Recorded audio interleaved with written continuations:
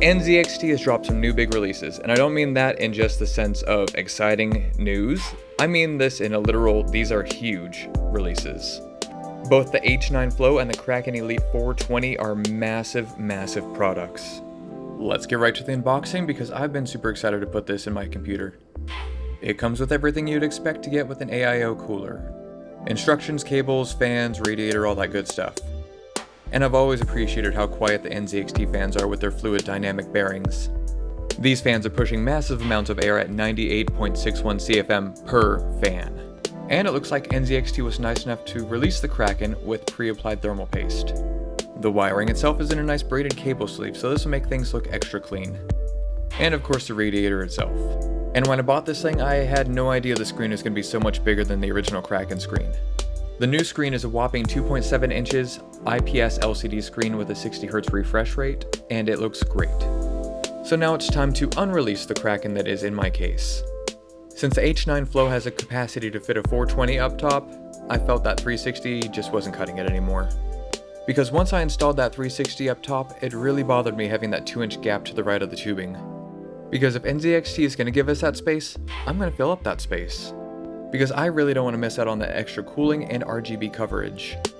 Now that I look at these side by side, the difference in size is actually staggering. And while we are here comparing sizes, let's compare the screen sizes. I'm going to overlay the plastic cover of the new Kraken onto the old one, and you can see the dramatic size difference. Not only is the new pump an upgrade, but the LCD screen between the Kraken I had and this new Kraken is just completely night and day. I had the standard Kraken, and the Kraken Elite utilizes the full screen display. Unfortunately, the standard Kraken only has that square display in the center of it. That's a lot of wasted space. While the screen itself did have a nice mirrored effect, it was just a lot of wasted space, a lot of wasted potential. The new Kraken really doesn't waste any real estate with that screen.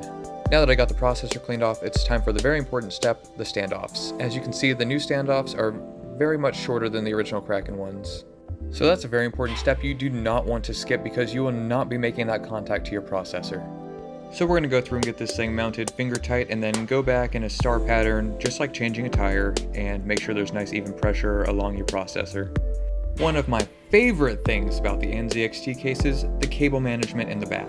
If you opted to get the H9 Flow RGB+, then most of the work is already done for you. If you didn't bother reading the instructions and you're sitting there scratching your head wondering where this cable goes, it plugs into the radiator. We are finally getting down to the last and final steps here.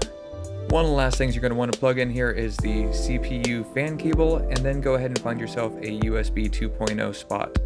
All in all, it was a pretty straightforward teardown and install of the new AIO.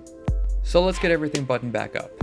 We're going to close up this back hinged panel. It is secured by a magnet, but just to be safe, there's 2 extra screws that you need to put back in. Let's put the back panel back on. It has a nice mesh cover that does not restrict the airflow to your PSU. Let's get this top panel put back on and then boot it up for the first time. I'm not going to lie, I've been working on PCs for a while now, and I still get nervous every time I change something inside and boot it up for the first time. I'm not going to lie, this thing has far exceeded my visual expectations.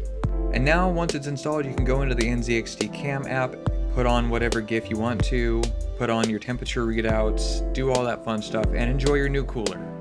I had wanted to do a nice side-by-side comparison between the original Kraken that I was using and the new one, but it seems like my computer had other plans because it was processing something else in the background. Because I tried to replicate the same scenario, same background apps running, the same game in the same spot off of the same save, same settings. But I'm assuming the new cooler was still configuring itself to my system. I played my game for about an hour and it seemed like the new Kraken was working much less hard than the original one. It was quieter. So this H9 Flow and the Kraken 420 are just an elite combo.